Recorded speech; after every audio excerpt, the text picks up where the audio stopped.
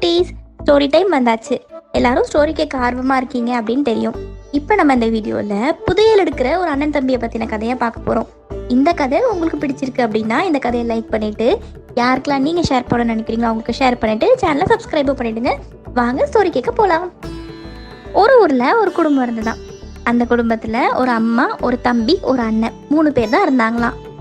இதில் அந்த அண்ணன் பார்த்தீங்கன்னா கல்யாணம் ஆனதுக்கப்புறம் அவர் தனியாக தன்னோட மனைவியோட போயிட்டாராம். இப்போ இந்த வீட்டில் ஒரு வயசான அம்மாவும் ஒரு பையனும் வாழ்ந்துட்டு வந்தாங்களாம். அந்த பையன் ரொம்ப பாசமாக இருப்பானா. அவனோட அண்ணன் மாதிரி இல்லாமல் அவங்க அம்மாவை ரொம்ப நல்லா பார்த்துப்பானா. அம்மா எது சொன்னாலும் அதை கரெக்டாக செய்வானா. அந்த பையன் வளர்ந்து கொஞ்சம் கொஞ்சமாக பெரிய ஆகும்போது அவங்க அம்மாவுக்கு இன்னும் வயசு அதிகமாயிட்டு உடம்புக்கு ரொம்ப முடியாமல் இருந்துதான். அடிக்கடி வைத்திய செலவு வந்துக்கிட்டே இருந்துதான். அதையும் அந்த பையன் கஷ்டப்பட்டு செஞ்சுக்கிட்டு தான் இருந்தாராம். இந்த வயசான அம்மாவும் பையனும் அவங்க வீட்டுக்கு பக்கத்துல இருக்க மரங்கள்ல இருந்து பழங்களை பறிச்சு அதை அவங்க குடிசையோட வாசல்லே போட்டு வித்துக்கிட்டு காலத்தை ஓட்டிக்கிட்டு இருந்தாங்க. என்னதான் ஏழ்மை நிலையில இருந்தாலும் அவங்க 2 பேரும் யாருக்கும் எந்த தீங்குமே இழைக்க மாட்டாங்களாம். அந்த பையனும் ரொம்ப நேர்மையானவரா. தங்களால முடிஞ்ச அளவுக்கு சின்ன சின்ன உதவிகள் எல்லாருக்கும் செஞ்சுக்கிட்டு இருந்தாங்களாம்.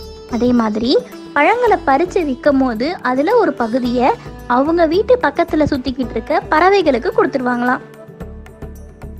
நிறைய பழங்கள் இருக்கும்போது மட்டும் கிடையாது, சில நாள் பார்த்தீங்கன்னா ரொம்ப கம்மியான பழங்கள் தான் அவங்களால பறிக்க முடியுமா. அப்ப கூட அவங்க அந்த பறவைகளுக்கு கொடுப்பாங்களாம். இதனால அந்த வீட்டை சுத்தி எப்பவுமே பறவைகள் கூட்டம் இருந்துகிட்டே இருக்குமா. ஒரு நாள் என்ன ஆச்சா, ஒரு சின்ன சிட்டுக்குருவி அடிபட்டு கீழே விழுந்து கிடந்ததை அந்த பையன் பார்த்தாராம். இந்த சிட்டுக்குருவியோட உடம்புல காயங்கள் இருந்து அதுல இருந்து ரத்தமும் வந்துகிட்டு இருந்துதான். அந்த பக்கமா போன ஏதோ ஒரு வேடன் தான் இந்த சிட்டுக்குருவிக்கு குறிப்பாத்து அடிச்சிருக்கணும் அப்படின்னு அந்த பையன் முடிவு பண்ணிக்கிட்டு அதை காப்பாத்துறதுக்கு போனாராம். அந்த சிட்டுக்குருவியோட காயத்துக்கு மருந்து போட்டு தண்ணி கொடுத்து அது கொஞ்சம் உணவு கொடுத்ததுக்கு அப்புறம் அதோட நிலைமை கொஞ்சம் சரியாச்சா. இந்த சின்ன சிட்டுக்குருவி யார் தெரியுமா? சிட்டுக்குருவி இனத்தோட தலைவர் இருப்பார் இல்லையா, அந்த ராஜாவோட குழந்தை தான் இந்த சின்ன சிட்டுக்குருவியா. இந்த பழம் வைக்கிறவர் தன்னோட குழந்தைய காப்பாத்தினாரு அப்படிங்கிறத தெரிஞ்சுக்கிட்ட அந்த சிட்டுக்குருவி இனத்தோட தலைவர் இவருக்கு நன்றி சொன்னாராம். அது மட்டும் இல்லாம, உங்களை பத்தி எனக்கு நிறைய தெரியும், நீங்க எங்களை மாதிரி பறவைகளுக்கு நிறைய உதவிகள் செய்யறத நான் நிறைய வாட்டி பார்த்துருக்கேன். இப்போ என் பையனை கூட நீங்க காப்பாத்திருக்கீங்க. உங்களுக்கு எப்படி நன்றி சொல்றதுன்னே தெரியல. ஆனா நீங்க செய்த உதவிக்கு நான் ஏதாவது நன்றி கடன் செஞ்சே ஆகணும். சொல்லுங்க உங்களுக்கு என்ன வேணும் அப்படின்னு கேட்டுச்சா அந்த குருவி. அதுக்கு இவர் சொன்னாரா, ஐயோ நீங்களே சின்ன குருவி, உங்களால என்ன பண்ணிட முடியும்? எனக்கு பெருசா எந்த தேவையும் இல்லை. எனக்கு எங்க அம்மாவோட உடல் நலத்தை சரி பண்ணா மட்டும் போதும். அவங்களோட மருத்துவ செலவுக்கு கொஞ்சம் பணம் தான் தேவைப்படுது, மற்றபடி எனக்கு ஒண்ணுமே இல்லை. ஆனா அதெல்லாம் நீங்க எப்படி செய்ய முடியும் எனக்கு அப்படின்னு அவர் கேட்டாராம். அதுக்கு அந்த குருவி சொல்லிச்சா, உங்க அம்மாவோட மருத்துவ செலவுக்கு பணம் தானே வேணும், வாங்க என்னோட அப்படின்னு கூப்பிட்டுட்டு போச்சான். நான் உங்களுக்கு ஒரு ரகசியத்தை சொல்றேன். இந்த ரகசியம் என்ன தவிர இது வரைக்கும் வேற யாருக்குமே தெரியாது அப்படின்னு சொல்லிச்சான் அந்த ராஜா சிட்டுக்குருவி. நீங்க என் பையன் உயிரை காப்பாத்தினதுக்கான நன்றி கடனா நான் இப்போ உங்களுக்கு புதையல் இருக்க ஒரு இடத்த காமிக்க போறேன். இந்த புதையல் பாத்தீங்கன்னா ஒரு காட்டுல ஒரு குகைக்குள்ள 1000 வருஷமா இருக்கு. அதை இன்னும் யாருமே எடுக்கல. ஏன்னா அந்த புதையலை ஒரு பூதம் காவல் காத்துட்டு இருக்கு. இந்த புதையல் இருக்க இடமே யாருக்குமே தெரியாது, ஆனா எனக்கு தெரியும். நான் உங்களுக்கு அந்த புதையல் இருக்க இடத்துக்கு கூட்டிட்டு போறேன், வாங்க என்னோட அப்படின்னு சொல்லிச்சா அந்த சிட்டுக்குருவி. இவருக்கு இதை கேட்ட உடனே ரொம்ப சந்தோஷமாயிடுச்சான். அந்த புதையல் கிடைச்ச உடனே பெரிய வீடு கட்டணும், ஆடம்பரமான நகைகள் உடைகள் வாங்கணும்லாம் அவர் நினைக்கலையா.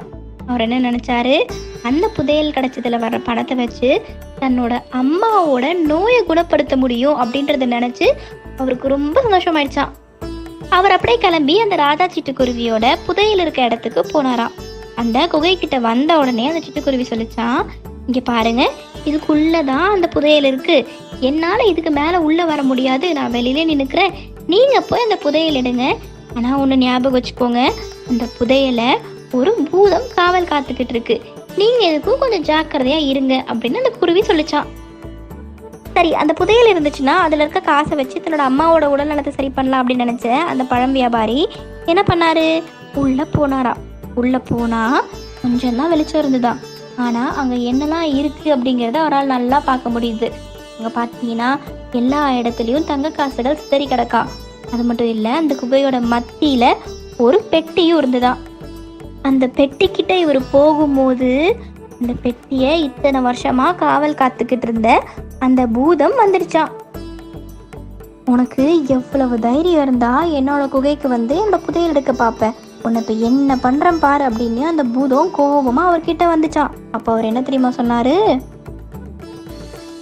நான் ஒரு சிட்டுக்குருவி ராஜாவோட குழந்தைய ஆபத்துல இருந்து காப்பாத்தினேன், அதனால அவர் எனக்கு ஒரு பரிசாதான் இந்த புதையல் இருக்க இடத்த சொன்னாரு. நான் தெரியாம வந்துட்டேன். அது மட்டும் இல்லை, இதுல ஏதாவது காசு கிடைச்சிது அப்படின்னா என்னோட அம்மாவோட வைத்திய செலவுக்கு ஆகும் அப்படிங்கிறதுனால தான் வந்தேன், என்ன நீ மன்னிச்சு விட்டுடு அப்படின்னு அவர் கேட்டிருக்காரு. ஓ, அம்மாக்காக வந்தியா? சரி சரி, நான் உனக்கு புதையல் தரேன். ஆனால் ஒன்று, எனக்கு ரொம்ப பசியாக இருக்குது, நான் யாரையாவது சாப்பிடணும் போல இருக்கு. நீ என்ன பண்ணு, போய் ஏதாவது ஒரு மனுஷனை கூட்டிட்டு வா, நான் அந்த மனுஷனை சாப்பிட்டு இந்த புதையல் உனக்கு தரேன் அப்படின்னு சொல்லிச்சான் அந்த பூதம். இது கேட்டவருக்கு ரொம்ப அதிர்ச்சி ஆயிடுச்சான். என்னது, நான் போய் வேற ஒருத்தரை கூட்டிட்டு வரணுமா? அதை எப்படி நான் பண்ணுவேன்? தெரிஞ்சே ஒருத்தவங்களுக்கு எப்படி நான் இவ்வளோ பெரிய தீங்கு இழைப்பேன்? இல்லை இல்லை, எனக்கு நீ முழு புதையல் கூட தர வேணாம் பூதம். என்னால் யாரையுமே கூட்டிகிட்டு வந்து அந்த மாதிரி ஆபத்து வர வைக்க முடியாது. எனக்கு நீ 2 தங்க காசு மட்டும் கொடுத்த அப்படின்னா நீ சொல்கிற வேற ஏதாவது நான் செய்கிறேன். ஆனால் இன்னொரு மனுஷனை கூட்டிட்டு வந்து என்னால் இப்படி செய்ய முடியாது அப்படின்னு சொல்லிட்டாராம். உனக்கு அப்படி யாரையாவது சாப்பிட்டே ஆகணும் அப்படின்னா நானே வரேன். எனக்கு முதல்ல 2 தங்க காசு மட்டும் கொடு. நான் போய் எங்கள் அம்மா கதை வச்சு உடம்பு சரியாகிறதுக்கு என்ன பண்ணணுமோ அதெல்லாம் பண்ணிட்டு வந்துடுறேன். அதுக்கப்புறம் நீ என்ன முடிவு வேணா எடுத்துக்கோ, நான் இப்போ என்ன போக விடு அப்படின்னு அவர் கேட்டாராம்.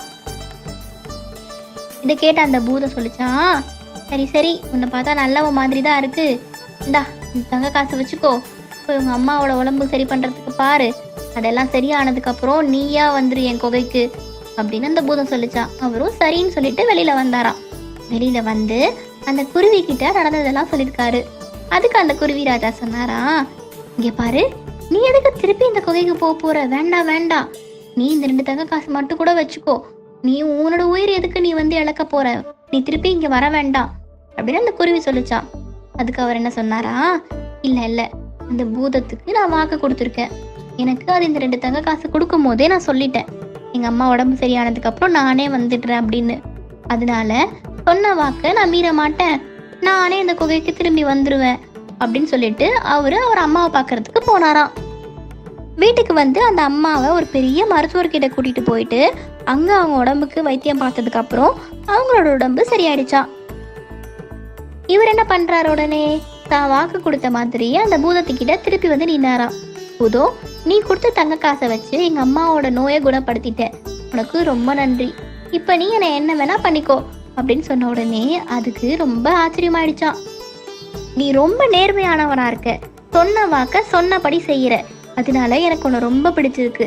சரி, இந்தா இந்த புதையல்ல இருந்து பாதியை நீ எடுத்துட்டு போ, சந்தோஷமாயிரு அப்படின்னு சொல்லி அந்த பூதம் இவருக்கு நிறைய தங்க காசு கொடுத்து அனுப்பிச்சுதான். நான் உன்னை இப்ப கொலை பண்ண போறது இல்ல, நீ வாரம் ஒரு முறை எனக்கு உணவு கொண்டு வந்து கொடுத்தா மட்டும் எனக்கு போதும், இப்ப நீ இந்த தங்க காசை எடுத்துக்கிட்டு போய் சந்தோஷமாயிரு அப்படின்னு சொல்லிச்சான் அந்த பூதம். இவரும் தான் வாக்கு கொடுத்த மாதிரியே ஒவ்வொரு வாரமும் அதுக்கு நிறைய பழங்கள் காய்கறிகளை எடுத்துக்கிட்டு போவாராம். அந்த பூதம் கொடுத்த தங்க காசை வச்சு கொஞ்சம் கொஞ்சமா தங்களுக்கு இருந்த கடன் எல்லாம் அடைச்சிட்டு ஒரு பெரிய வீடு கட்டிட்டாங்க. அதே மாதிரி அந்த காசு வச்சு இவங்க தொழிலும் செய்ய ஆரம்பிச்சதுனால இவங்களுக்கு நிறைய பணம் சேர ஆரம்பிச்சுதான். அந்த பகுதியிலேயே பெரிய செல்வந்தரா இவங்க வந்துட்டாங்களாம். இத பார்த்து ஊர் மக்களுக்கு எல்லாம் ஆச்சரியமா இருந்துச்சான். இவங்க அப்பையும் ஊர் மக்களுக்கு நிறைய உதவிகள் செஞ்சுக்கிட்டு இருந்தாங்களாம். அதனால ஊர் மக்கள் மத்தியில இவங்களுக்கு நல்ல பேர் கிடைச்சுதான். அந்த ஊர்லயே ரொம்ப மதிப்புமிக்க ஆளா இந்த பழம் வியாபாரி வந்துட்டாராம். இவரை கேட்காம அந்த ஊர்ல எந்த முடிவுகளுமே எடுக்கிறது இல்லையா. இதையெல்லாம் பார்த்துக்கிட்டே இருந்த அவரோட அண்ணனுக்கு ரொம்ப பொறாமையாயிடுச்சான். அது எப்படி இவன் கிட்ட இவ்வளவு காசு வந்தது, இதுல ஏதோ விஷயம் இருக்கு, இதை கண்டுபிடிக்கணும் அப்படின்னு இவர் எங்க போனாலும் இவர் பின்னாடியே மறைஞ்சு மறைஞ்சு பார்த்துக்கிட்டே இருந்தாராம். இந்த பழம் வியாபாரி தான் வாரம் ஒரு முறை அந்த குகைக்கு போய் அந்த பூதத்துக்கு சாப்பாடு கொடுப்பாரு இல்லையா. அப்படி ஒரு நாள் குகைக்கு போகும்போது இத அவங்க அண்ணன் பார்த்துட்டாராம்.